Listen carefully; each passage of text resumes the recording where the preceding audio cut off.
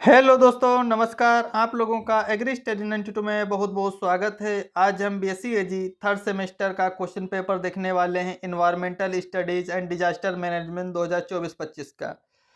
इसमें पहला प्रश्न है जो सेक्शन नंबर 1 से कि सभी प्रश्न अनिवार्य हैं, प्रत्येक प्रश्न का जो है अंक 5 है। तो इसमें पहला प्रश्न पूछा गया था फूड वेब यानी खाद्य जाल क्या होता है। इसका भी अभी सॉल्व देखेंगे। पर्यावरण संरक्षण में वनों का महत्व यानी importance of forest in environment protection, इसका भी सलूशन देखेंगे। भारत में सौर ऊर्जा की संभावनाएं क्या है, possibilities of solar energy in India in future. अगला प्रश्न है यूट्रिफिकेशन, इसकी डेफिनेशन देखेंगे, ये क्या होता है। अगला प्रश्न साइक्लोन चक्रवात।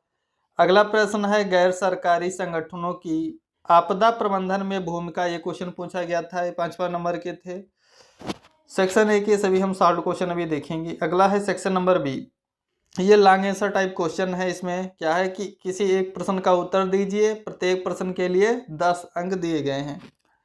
तो इसमें पहला था कि पर्यावरण अध्ययन को परिभाषित कीजिए एवं सतत विकास में इसकी भूमिका का सविस्तार वर्णन कीजिए, यानी define environmental studies and describe in detail in role in sustainable development. अगला प्रश्न है प्राकृतिक संसाधन क्या है, इनका वर्गीकरण। भारत के परिप्रेक्ष्य में खाद्य समस्या एवं उसके निराकरण का विस्तृत वर्णन करना है। What are the natural resources, classify them, give a detailed description of food problem and its solution in the context of India.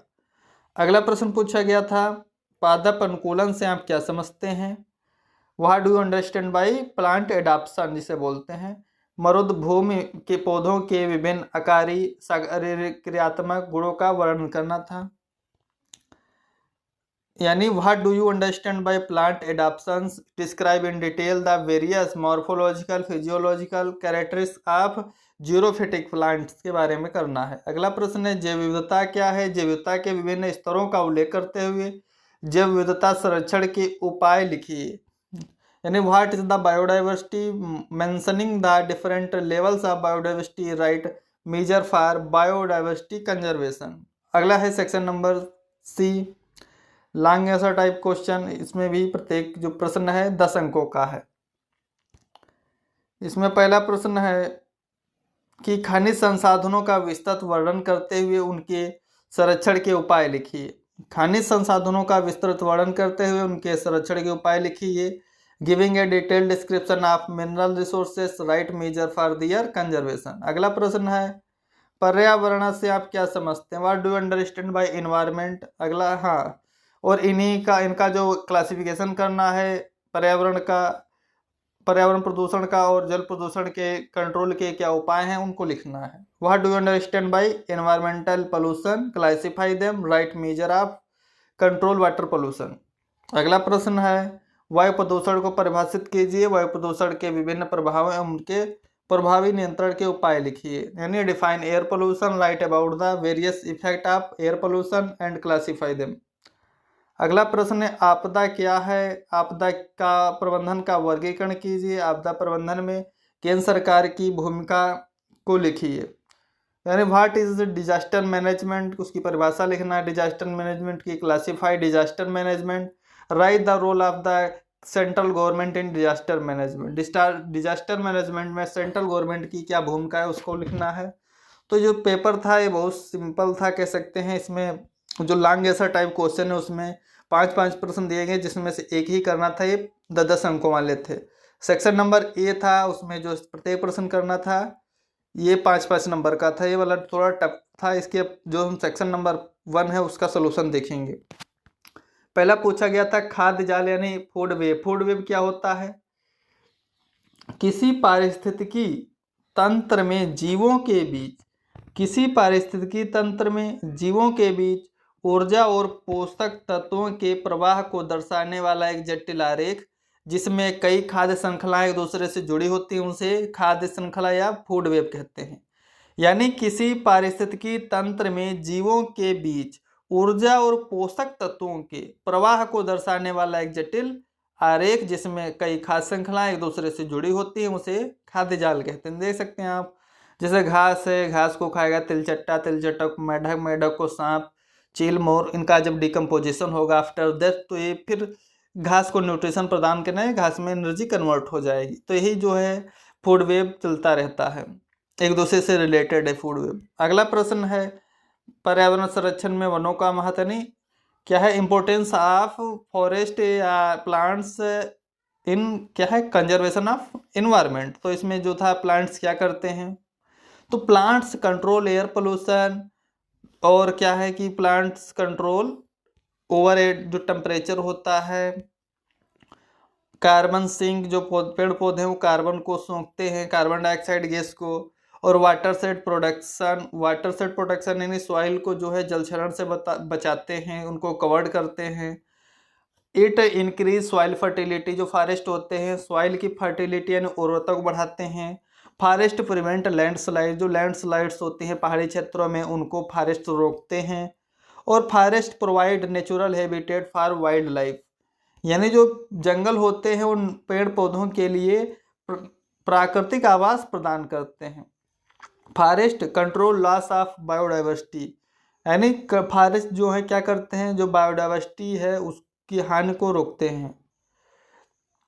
प्रश्न नंबर 3 था कि भविष्य में भारत में सौर ऊर्जा की संभावनाएं क्या हैं। भारत में क्या है कि सौर ऊर्जा की बहुत ज़्यादा संभावनाएं हैं, क्योंकि यहाँ पर 300 दिन तक धूप रहती है, जिससे क्या है कि एक सौर ऊर्जा के लिए आदर्श स्थान है इंडिया।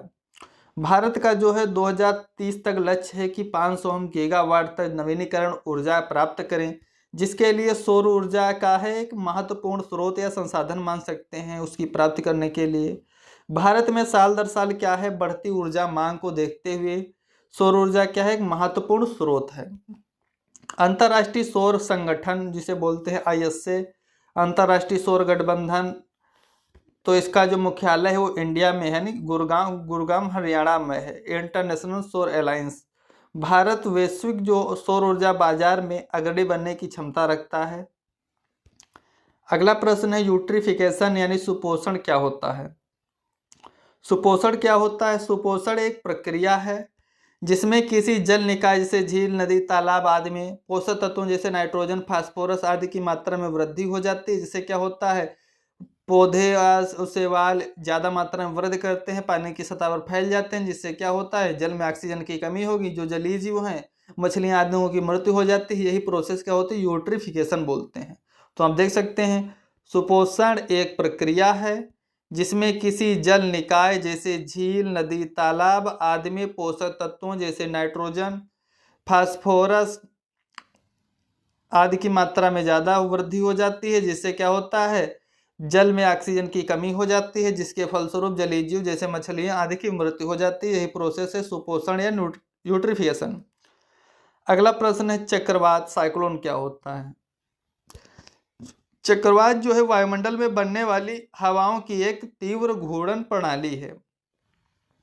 चक्रवात वायुमंडल में बनने वाली हवाओं की एक तीव्र घूर्णन प्रणाली है जो एक निम्न वायुमंडलीय दबाव के केंद्र के चारों ओर घूमती है।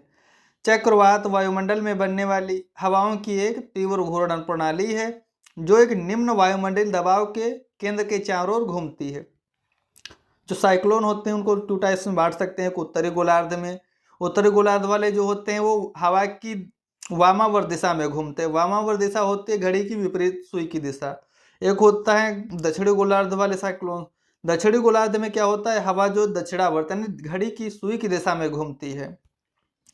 चक्रवात के कारण ही क्या होता है भारी बारिश होती है, तेज हवाएं चलती हैं और आदि मौसम संबंधी घटनाएं होती हैं। अगला प्रश्न है गैर सरकारी संगठनों की आपदा प्रबंधन में भूमिका, यानी गैर सरकारी संगठन NGO जिसे बोलते हैं, नॉन गवर्नमेंट ऑर्गेनाइजेशन, इनकी क्या होती है आपदा प्रबंधन में बहुत ज़्यादा भूमिका रहती है। जैसे NGO जो होते हैं आपदा की तैयारी और जागरूकता संबंधित जो है कार्य चलाते हैं, जिससे कोई आपदा आने वाली हो तो उसकी पूर्व सूचना मिल जाती है। अगला कि जैसे NGO जो होते हैं भोजन, पानी, आश्रय, चिकित्सा जैसी तत्काल सहायता प्रदान करते हैं किसी आपदा के दौरान। गैर सरकारी संगठन जिसे NGO बोलते हैं आपदा प्रबंधन के जो सभी चरण हैं उसमें कहीं ना कहीं ये पूरक के रूप में भूमिका निभाते हैं। इसलिए जो NGO होते हैं आपदा प्रबंधन में एक इनका क्या है विशेष अहम योगदान है। Thanks for watching, please like and subscribe my channel.